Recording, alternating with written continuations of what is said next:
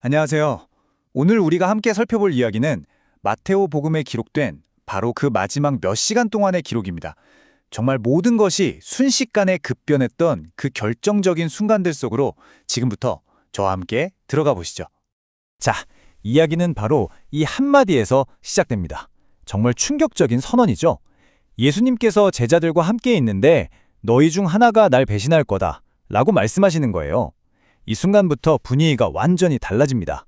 앞으로 벌어질 비극의 서막, 그 긴장감이 최고조에 달하는 거죠. 가장 믿었던 사람들 사이에 금이 가기 시작하는 겁니다. 자, 첫 번째 사건입니다. 바로 은돈을 위한 배신. 놀랍게도 이 배신은 예수님의 가장 가까운 바로 그 핵심 그룹 안에서 시작됩니다. 그 배신을 계획하고 실행에 옮긴 사람이 누구였을까요? 바로 12 제자 중 한 명이었던 유다 이스카리옷이었습니다. 그가 직접 당시의 종교 지도자들이죠. 수석 사제들을 찾아간 겁니다. 그럼 대체 얼마에 자기 스승을 팔아 넘기기로 했을까요? 바로 이 숫자입니다. 은돈 30립. 네, 바로 이 순간 거래가 성사된 겁니다. 수석 사제들은 약속대로 유다에게 은돈 30립을 건넸고 바로 그때부터 유다는 예수님을 넘겨줄 절호의 기회만 노리기 시작한 거죠.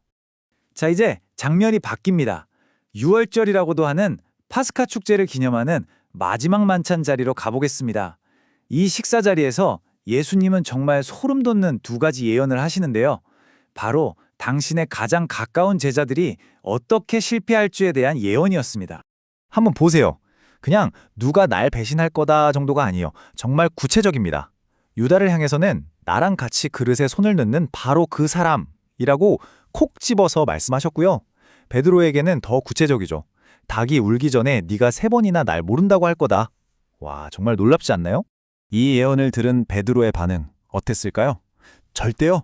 스승님과 같이 죽는 한이 있어도 저는 절대 스승님을 모른다고 하지 않을 겁니다. 아주 단호하게 맹세하죠. 그리고 놀랍게도 다른 제자들도 다 똑같이 말했어요. 하지만 글쎄요, 이 굳은 맹세가 과연 지켜질 수 있을까요? 이야기는 이제 겟세마니 동산으로 넘어갑니다. 바로 이곳에서 조금 전에 그 예언들이 하나씩 현실이 되기 시작해요. 칼과 몽둥이를 든 무리가 나타나면서 평화롭던 밤의 공기는 완전히 깨져버립니다. 제자들은 곁에서 잠들어 있는데 예수님은 홀로 정말 엄청난 고뇌 속에서 기도하십니다. 이 기도를 보세요. 피할 수만 있다면 피하고 싶지만 이것이 아버지의 뜻이라면 제가 받아들이겠습니다. 인간적인 고뇌와 신적인 순종이 담긴 정말 가슴 아픈 기도죠. 그리고 바로 그 순간이 왔습니다. 체포를 위한 신호가 뭐였는지 아세요? 바로 유다의 입맞춤이었습니다. 생각해보세요. 스승과 제자 사이의 가장 친밀한 인사가 그를 체포하라는 신호로 쓰인 겁니다. 이보다 더한 비극적인 아이러니가 있을까요? 결국 예수님께서 체포되시자 무슨 일이 일어났을까요? 죽더라도 배신하지 않겠다고 맹세했던 그 모든 제자들이 그를 버리고 뿔뿔이 흩어져 도망가 버렸습니다. 목자를 치니 양떼가 흩어진다는 예언이 그대로 이루어진 거죠. 자, 이제부터는 정말 숨가쁘게 상황이 전개됩니다. 그날 밤부터 다음날 아침까지 공식적인 재판과 비공식적인 신문이 정신없이 이어져요. 모든 게 정말 순식간에 일어납니다. 그 혼란스러운 와중에 베드로에게는 또 다른 시련이 닥칩니다. 바로 예수님의 예언이 실현되는 순간이죠. 처음에는 그냥 모른다고 했다가 두 번째는 맹세까지 하면서 부인하고 마지막 세 번째는 아예 저주를 퍼부으면서까지 예수님을 모른다고 합니다. 그리고 바로 그 순간 닭이 울었습니다. 한편 종교재판에서는요, 예수님께서 자신이 바로 메시아, 하느님의 아들이라고 인정하십니다. 이 말을 듣자마자 대사제는 이건 신성모독이다 라면서 자신의 옷을 찢어버리죠. 그리고 최고의회, 즉 사내들이는 만장일치로 사형을 선고합니다. 하지만 당시 유대는 로마의 지배를 받고 있었기 때문에 사형을 집행할 권한은 로마 총독에게만 있었어요. 그래서 총독 빌라도가 명절 관례를 이용해서 군중에게 선택권을 줍니다. 자, 선택해라. 악명 높은 죄수 바라바냐, 아니면 너희가 메시아라고 부르는 예수냐. 군중의 선택은 예수를 십자가에 못 박으라는 거였습니다. 이 외침에 빌라도는 어떻게 반응했을까요? 그는 군중 앞에서 손을 씻는 퍼포먼스를 합니다. 나는 이 사람의 피에 책임이 없다.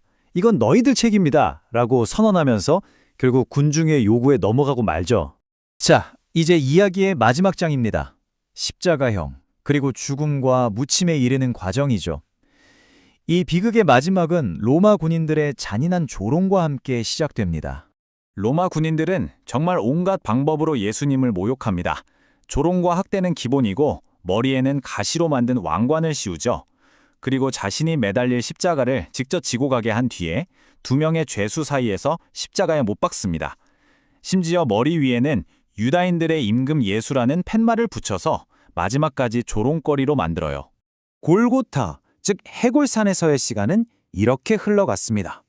낮 12시 정오가 되자 갑자기 온 땅이 어둠에 휩싸였고요. 그 어둠은 3시간 동안 계속됐습니다. 그리고 오후 3시 예수님께서 큰 소리로 외치신 후에 숨을 거두십니다. 날이 저물고 저녁이 되어서야 아리마테아 사람 요셉이 시신을 수습하기 위해 나타나죠. 이것이 바로 예수님께서 십자가 위에서 남기신 마지막 외침이었습니다. 나의 하느님, 어찌하여 저를 버리셨나이까? 정말 상상할 수 없는 육체적 고통과 영적인 고독 속에서 터져나온 절규였던 거죠. 예수님께서 숨을 거두시는 바로 그 순간 정말 기이한 일들이 동시에 일어납니다. 성전에서 지성소와 성소를 가르던 거대한 휘장이 위에서부터 아래까지 쫙 찢어지고 땅이 흔들리는 지진이 일어나요. 이 모든 광경을 바로 눈앞에서 지켜보던 로마 군대의 백인 대장이 뭐라고 말했냐면 이분은 정말로 하느님의 아들이셨구나 하고 고백하게 됩니다. 그 후에 아리마테아 출신의 요셉이라는 사람이 빌라도에게 시신을 내어달라고 청해서 정중하게 장례를 치릅니다. 그리고 아무도 쓴 적 없는 자신의 새 무덤에 예수님을 모시고 커다란 돌을 굴려 입구를 단단히 막아놓죠. 자, 이렇게 모든 게 끝난 것 같았을까요? 아니요. 이야기는 여기서 끝나지 않습니다. 수석 사제들이 빌라도를 다시 찾아가서 이렇게 말합니다. 총독날이 저 사기꾼이 살아있을 때 사흘 만에 다시 살아날 거라고 말한 걸 저희가 기억합니다. 제자들이 시체를 훔쳐가고 살아났다고 거짓말할 수 있으니 무덤을 단단히 지키게 해주십시오. 바로 이들의 두려움 섞인 요청이 이 이야기의 다음 장, 즉 부활을 예고하는 아주 강력한 복선이 되는 겁니다.